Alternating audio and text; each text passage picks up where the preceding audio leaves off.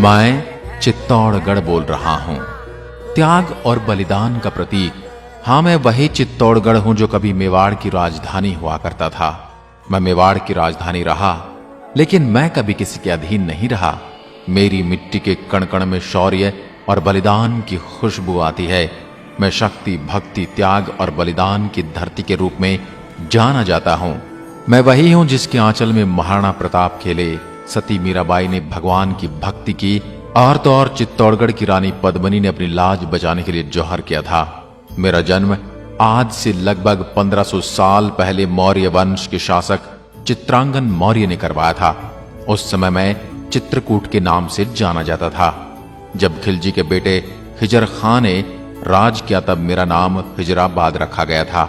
उसके बाद राणा कुंभा के काल में चित्तौड़ के नाम से मुझे जाना गया। मैं एशिया महाद्वीप का सबसे बड़ा दुर्ग हूं। अगर आप मुझ पर विजिट करते हैं तो मैं पूरे 13 किलोमीटर की परिधि और 700 एकड़ जमीन के ऊपर में बसा हुआ हूं। एक समय था जब मेरे अंदर छोटे बड़े करके 113 मंदिर थे, 84 पानी के कुंड बने हुए थे और 8 भव्य महल बने हुए थे। लेकिन जब मुगलों ने मुझ पर आक्रमण किया तो मुझे बुरी तरह से तहस नहस कर दिया गया। यदि आज मेरी बात की जाए तो मैं देखने में खंडहर ही बचा हूं और मुझे सुनने के लिए एक सुंदर सा इतिहास और खाने में मेरे यहाँ के सीताफल बड़े प्रसिद्ध हैं। 7वीं सदी से लेकर 9वीं सदी तक मेरे ऊपर चंद्रगुप्त मौर्य के वंशजों ने राज किया और उसके बाद सूर्यवंशी राजाओं का राज रहा, जिसमें बप्पा रावल, राणा सांगा, राणा रतन सिंह, महाराणा कुंभा जैसे पराक्रमी राजाओं ने राज किया। इनमें सबसे ज्यादा राणा कुंभा ने सबसे ज्यादा 35 साल राज किया, जिन्होंने कुंभलगढ़ बसाया। 9वीं शताब्दी से लेकर 16वीं शताब्दी तक मेरे ऊपर मुगलों ने 27 बार आक्रमण किए, जिसमें से 24 आक्रमण राजपूत सेना ने जीते और 3 हमले में मुगल विजयी रहे और उन्हें 3 मुकाबलों में से 2 मुकाबलों में यहीं की मेवाड़ राजवंश की आभा मेवाड़ की महारानियों ने जौहर किया। आप कभी मुझे निहारने आएंगे तो मेरे किले पर जाने के लिए 7 दरवाजे बने हुए हैं, जिनके नाम है पाडल पोल, दूसरा है भैरव पोल, तीसरा हनुमान पोल, गणेश पोल, लक्ष्मण पोल, जोड़न पोल, श्री राम पोल, पारस्परिक कलाकृति। ये 7 दरवाजे हैं। इनका निर्माण राणा कुंभा ने करवाया था। जो मुख्य दरवाजा है वह युद्ध के मैदान की तरफ है, जिसको सूरज पोल के नाम से जाना जाता है। जैसे ही आप किले की चढ़ाई पूरी करते हैं तो आपको सामने की तरफ कुंभा महल दिखाई देगा। ये वही महल है जिसमें महाराणा प्रताप के पिता उदय सिंह का जन्म हुआ था और वहीं मां पन्नाधाय ने उदय सिंह की रक्षा के लिए अपने बेटे चंदन सिंह का बलिदान भी दिया था और अपने बेटे की मौत के वियोग को अपने सीने में दबाकर उदय सिंह को लेकर कुंभलगढ़ पहुंच गई थी। इस महल में एंटर होते ही अस्तबल दिखाई देता है, जहां राणा कुंभा के 7 घोड़े बंधा करते थे और सामने ही झरोखे बने हुए हैं, जहां से राणा भगवान सूर्य के दर्शन करने के बाद ही अन्न जल ग्रहण करते थे। और जिस दिन मौसम खराब होने की वजह से सूरज नहीं निकलता था तो उसके लिए 50 किलो सोने का सूरज बनाया गया था, जिसकी पूजा करके ही अन्न का दाना ग्रहण करते थे। इस महल में 2 भाग बने हुए हैं, जिनको जनाना और मर्दाना के नाम से जाना जाता है। इसमें जनाना में रानियां रहती थी और मर्दाना में पुरुष रहा करते थे। इसी महल में एक सुरंग बनी हुई है जो सीधा गोमुख कुंड में जाकर खुलती है, जहां से रानियां जाकर नहा कर आती थी। कुंभा महल से आगे जौहर स्थल के रूप में एक स्थान दिखाई देता है। मेरे सीने में जौहर के रूप में समाया वह दर्द है जिसे सदियों तक भुलाया नहीं जा सकता। 13वीं शताब्दी के अंदर अलाउद्दीन खिलजी ने मुझ पर आक्रमण किया था। आपको पता है कि वह किले की चढ़ाई करके युद्ध नहीं जीत सकता था, तो उसने किले के चारों तरफ 6 महीने तक घेरा डाल रखा था। बाहर से आने वाले राशन को उसने बंद कर दिया था। परिणाम स्वरूप मेरे अंदर रहने वाली जनता भूख प्यास से मरने लगी। जब यह खबर राणा रतन सिंह को लगी तो उन्होंने खिलजी से संधि करनी चाहिए, लेकिन खिलजी धोखे से उनको बंदी बना लेता है, जिसके बाद में गोरा बादल उन्हें छुड़ा लेते हैं। लेकिन राजपूत सेना ये युद्ध हार जाती है और उस समय मेवाड़ की महारानी पद्मिनी अपनी 16,000 सखियों, सहेलियों और दासियों के साथ में खुद को अग्नि कुंड के हवाले कर देती है और मेरी मिट्टी में समा जाती है। और उसके बाद में दूसरा जौहर हुआ 1534 के अंदर, जब बहादुर शाह ने आक्रमण किया। उस समय रानी कर्णावती ने 13,000 औरतों के साथ जौहर किया था। पहले एक कुंड की तरह था, लेकिन आज वहां मिट्टी डालकर गार्डन का रूप दे दिया गया है। सिर्फ एक हवन कुंड रखा है, जहां एक निश्चित दिन मेवाड़ के वर्तमान राजा आकर हवन करके जिन्होंने जोहर किया था उनकी आत्मा की शांति की प्रार्थना करते हैं। उसके बाद तीसरा आक्रमण अकबर ने किया था, वही अकबर जिसे आप द ग्रेट अकबर के नाम से जानते हैं। उस समय मेवाड़ के राजा थे महाराणा प्रताप के पिता उदय सिंह। उन्होंने चित्तौड़ का किला उनके सेनापति जयमल पत्ता के हाथों सौंप कर वहां से उदयपुर चले गए थे। उसी समय उन्होंने उदयपुर नगर बसाया था और जयमल पत्ता ने अकबर से लड़ाई करी और उसमें 8000 महिलाओं ने जौहर किया था। और इस युद्ध के बाद अकबर ने मेरी धरती पर जो रक्तपात मचाया था उसने आम जन को मार मार कर इस मिट्टी का रंग लाल कर दिया था। मैं इस दुर्दांत और इस आताताई राजा को कभी भूल नहीं सकता। जौहरकुंड के पास ही आपको विजय स्तंभ भी दिखेगा, जिसका निर्माण महाराणा कुंभा ने करवाया था। महाराणा कुंभा ने गुजरात और मालवा दोनों राज्यों को जीत लिया था।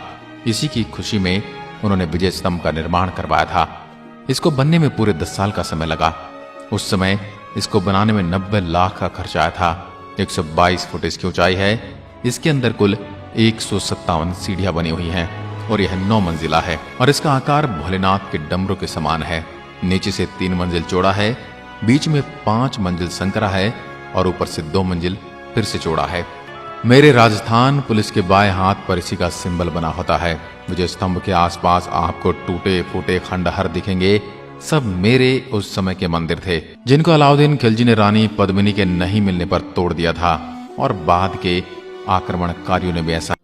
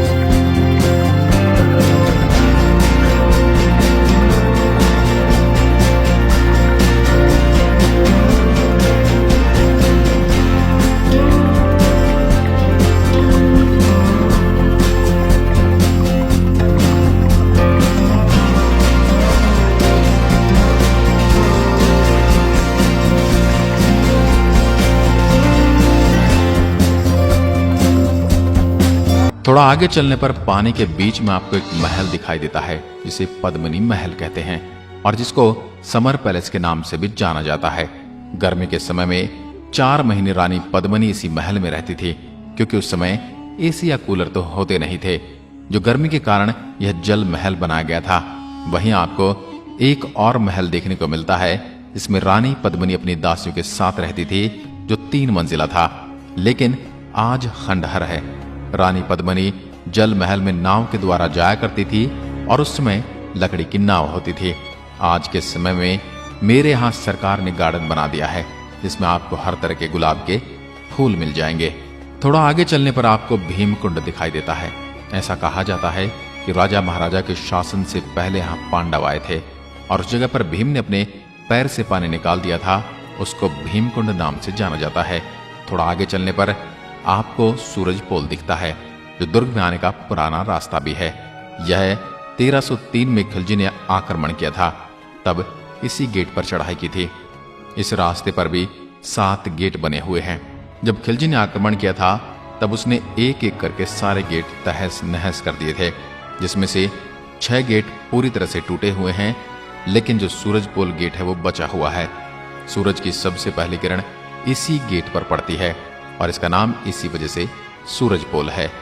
इसके सामने जो आपको खुला मैदान दिखता है वो मैदान हुआ करता था, लेकिन आज मेरे यहाँ कुछ बस्तियां बस गई हैं, जिस वजह से वहां लोग खेती करने लग गए हैं। आपको गेट पर कुछ बड़ी बड़ी कीलें लगी हुई दिखाई देती हैं, जिनको अंकुश कहा जाता है। जब आक्रमण किया जाता था तब हाथी को मदिरा पिलाकर पागल किया जाता था और उस गेट को तुड़वाया जाता था, लेकिन वह गेट को तोड़ न सके, इसी के लिए अंकुश लगाए जाते थे। अब आखिरी में आपको बताता हूं कि कैसे आप मुझ तक पहुंच सकते हैं। मैं भीलवाड़ा और उदयपुर के मध्य बसा हुआ हूं। मेरे सबसे निकटतम हवाई अड्डा डबोक एयरपोर्ट, जो कि उदयपुर में स्थित है, जहां से मेरी दूरी 90 किलोमीटर पड़ती है और आप ट्रेन से भी आसानी से पहुंच सकते हैं। चित्तौड़गढ़ अपने आप एक रेलवे जंक्शन है, जहां लगभग हर शहर से ट्रेन उपलब्ध है। अगर मैं मेरे स्थानीय लोगों के खान पान की बात करूं तो यहाँ का सबसे प्रसिद्ध खाना दाल बाटी चूरमा है, जो काफी लजीज भोजन होता है। और मेवाड़ के लोग अपनी मनोहार के लिए भी विश्व प्रसिद्ध हैं। यहाँ के उपयुक्त मौसम की बात करूं तो गर्मियों में यहाँ का मौसम बड़ा ही गर्म होता है और उस दौरान अधिकतम तापमान 44 डिग्री सेल्सियस तक जाता है। मानसून के दौरान रुक रुक कर होने वाली वर्षा के कारण हवा नम होती है। इस स्थान की यात्रा के लिए ठंड का मौसम सबसे उपयुक्त माना जाता है। तो ये थी मेरी आत्मकथा, जो त्याग, बलिदान और भक्ति से सराबोर है। मैं खुद को अत्यंत गौरवान्वित महसूस करता हूं कि मेरे पर उन शासकों ने राज किया जिन्होंने मुझे कभी दुश्मन के हाथों में नहीं सौंपा। दोस्तों, इसके बारे में आप क्या कहना चाहते हैं मेरी इस पावन मिट्टी को लेकर? अगर गलती से भी मेरे बारे में मैं कुछ भूल गया हूं तो मुझे कमेंट करके जरूर बताएं, और यदि आपको मेरी आत्मकथा पसंद आई है तो मुझे दूसरों तक भी पहुंचाएं।